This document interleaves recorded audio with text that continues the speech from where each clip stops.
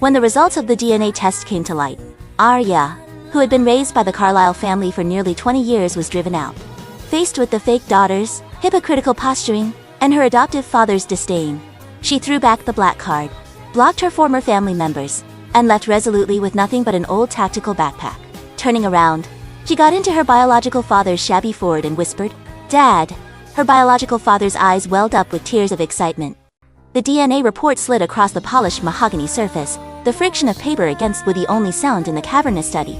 It stopped exactly 3 inches from Arya's hand. She didn't look at the paper, she looked at the man who had thrown it.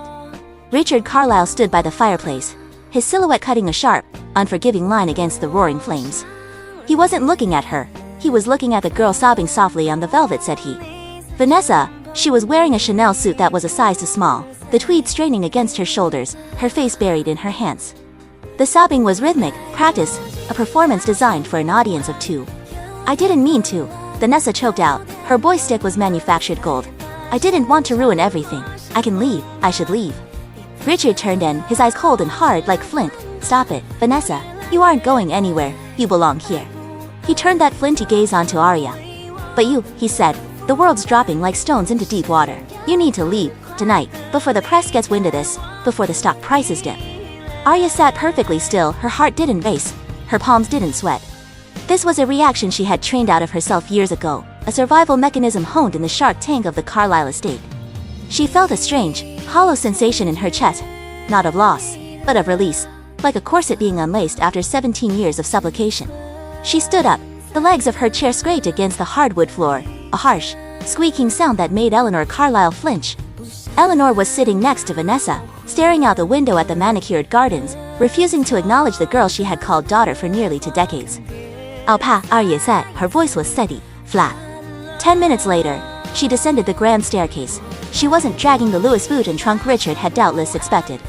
She wasn't carrying the limited edition broken bags or the jewelry boxes filled with diamonds bought by her silence after bruised ribs were broken promises. She carried a single, black tactical backpack.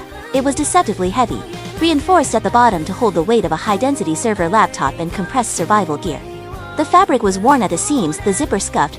It looked like something pulled from a dumpster behind an army surplus store. Richard frowned, his lip curling in distaste. "Is this a joke?"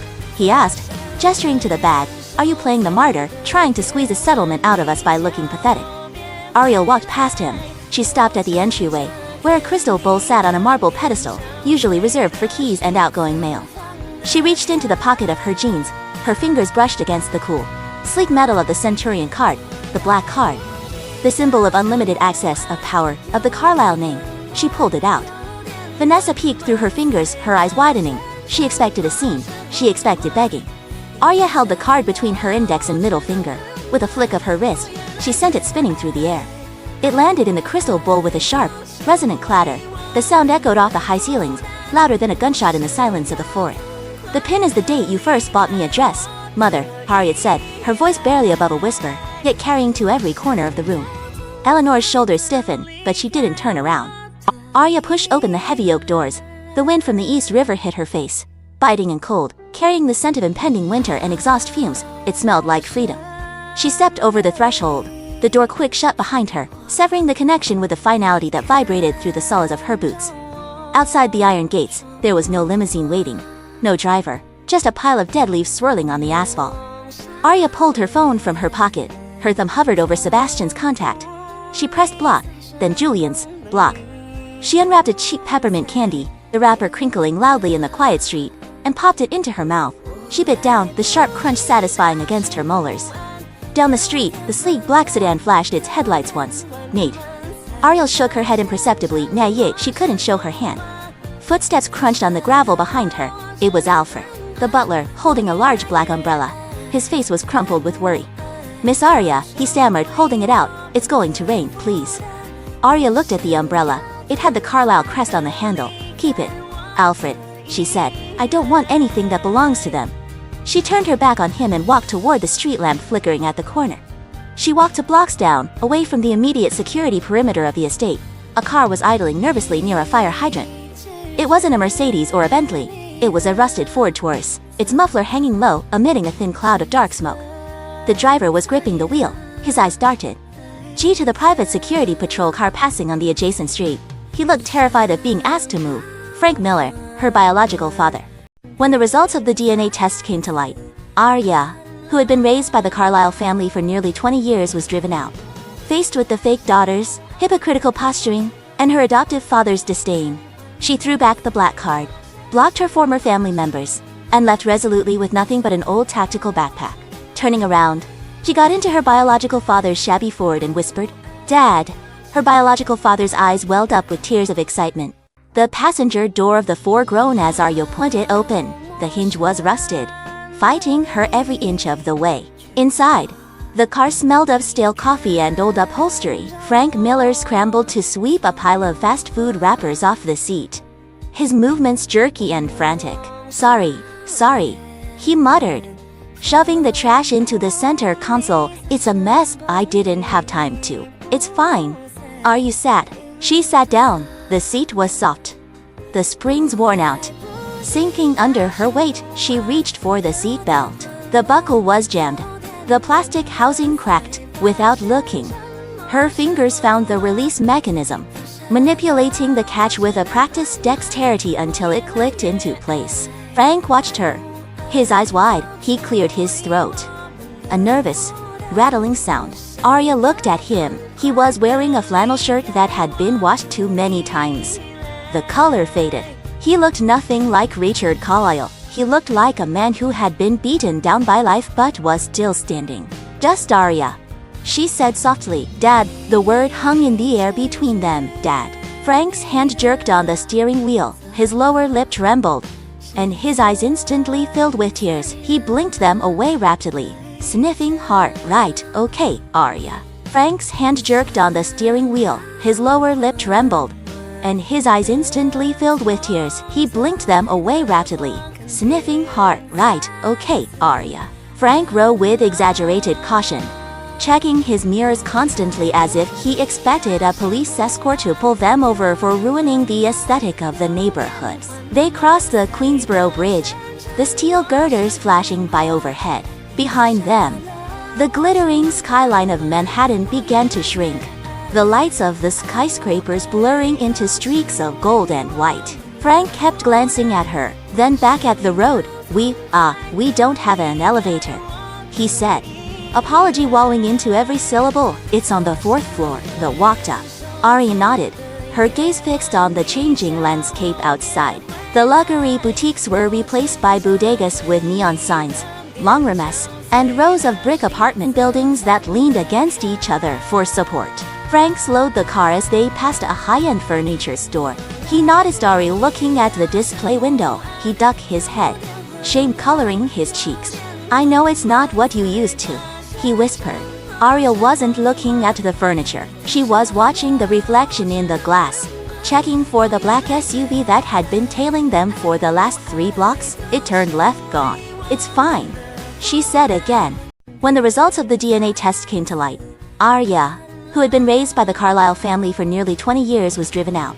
Faced with the fake daughters, hypocritical posturing, and her adoptive father's disdain, she threw back the black card, blocked her former family members, and left resolutely with nothing but an old tactical backpack. Turning around, she got into her biological father's shabby Ford and whispered, "Dad." Her biological father's eyes welled up with tears of excitement. Frank pulled up to a curb in a crowded neighborhood. A group of young men sat on the stoop of the building, smoking and laughing. As the four sputtered to a halt, one of them whistled, eyeing the car with mockery. Frank hurried out, rushing round to the passenger's side to grab her bag. "I've got it," Ari said, swinging the tactical pack over one shoulder before he could touch it. She stepped onto the sidewalk. The men on the stoop went quiet. Ari didn't look at them directly, but her gaze swept over them cold, assessing. Lisa. It was a look that said she knew exactly where to strike to incapacitate them in under 3 seconds. The laughter died in their throats. They shifted uncomfortably, looking at me. Frank didn't notice. He was fumbling with his keys, ushering her into the dimly lit hallway. The air inside smelled of curry and damp wood. The stairs were narrow and steep. Frank was panting by the 2nd floor, his breath coming in wheezing gasps. Arya climbed steadily, though she was careful to pace herself. The old injury in her lower back, a souvenir from a skiing accident that was actually a car bomb 2 years ago, flared with a dull ache. But she masked it with a neutral expression. As they reached the 3rd floor landing, voices drifted down from above, loud voices. "We can't afford another mod to feed Frank." It was a boy's voice, cracking with adolescent rage. "She's a Carlisle. She's probably used tweeting gold flakes for breakfast." Frank froze, his face went pale. He looked back at Arya, misery in his eyes. That's Leo," he whispered. "He doesn't mean it, he's just protective." Ariel heard the defensive tone in the boy's voice. It wasn't just anger. It was fear. Fear for his family. Fear of the unknown. She reached out and touched Frank's arm. Her grip was firm. "Open the door," she said. Frank's hand shook so badly he couldn't fit the key into the lock. Metal scratched against metal. Arya covered his hand with hers. Her skin was cool. His was clammy. She guided the key into the slot and turned it. The door swung open. The apartment was small, claustrophobic. The living room and kitchen were one cramped space. A woman stood by the stove, wiping her hands on a stained apron. A teenage boy stood with his back to them, his shoulders hunched in aggression. A smaller child picked out from behind a strawberry sofa. Susan Miller looked at Arya, her eyes widened, taking in the tactical boots, the black jeans, the lack of diamonds. "Hi," Arya said. She stepped into the room, bringing with her a stillness that seemed to soak the chaotic energy out of the air. By Maria. When the results of the DNA test came to light, Arya, who had been raised by the Carlisle family for nearly 20 years, was driven out. Faced with the fake daughters, hypocritical posturing, and her adoptive father's disdain, she threw back the black card, blocked her former family members, and left resolutely with nothing but an old tactical backpack. Turning around, she got into her biological father's shabby Ford and whispered, "Dad." Her biological father's eyes welled up with tears of excitement. Susan Miller stood frozen, her hands twisting in the fabric of her apron. She looked like she was waiting for an explosion. Arya didn't wait for an invitation. She dropped her bag by the door and walked straight to the woman. She didn't offer a handshake. She stepped into Susan's personal space and wrapped her arms around her. Susan went rigid. Then, a sob broke from her throat, and she collapsed against Arya, her arms coming up to clutch at Arya's back with desperate strength. She smelled of cheap laundry detergent and onions. It was the smell of a home that was lived in, not curated. She smelled of cheap laundry detergent and onions. It was the smell of a home that was lived in, not curated. Arya closed her eyes for a second, inhaling it. It settled something jagged inside her chest. Behind them, the teenage boy, Leo, scoffed loudly. He turned around, his face twisted in a skull. He had the same nose as Arya. Frank cleared his throat nervously. This is everyone. That's Leo and Toby." The little boy behind the couch stared at the reflective buckle on Ari's backpack. He took a tentative step forward. "And Jenny," Frank added, gesturing to a girl walking out of the kitchen. She was holding a stack of mismatched plates. She looked at Arya with cool, guarded eyes, nodding once before setting the table. "Shoes," Arya said, looking down at her boots. She kicked them off. There were no guest slippers, just the scuffed wooden floor. Arya stepped onto the wood in her socks. She could feel the grain, the imperfections. "Dinner is ready," Frank said, his voice soberly bright. "Meetle." They sat around a table that would meant for four, squeezing in a fifth chair, knees bumped against knees, elbows knocked together. Arya looked at the plate in front of her. It had a chip on the rim. Leo was watching her, waiting for her to sneer at it, waiting for the princess to complain. She picked up her fork. She cut a large piece of the meat roll, which was heavy on the filler and light on the meat, and put it in her mouth. She chewed slowly. It was salty. It was dense. "It's better than the French food uptown," Arya said. She looked at Susan. "Thank you." Susan beamed, wiping her eyes. You're too skinny." Leo slammed his fork down. "Oh, come on, stop acting. We know you're used to caviar. You're probably laughing at us inside." "Leo," Frank snapped, "that is enough." The table went silent. Toby shrunk back in his chair.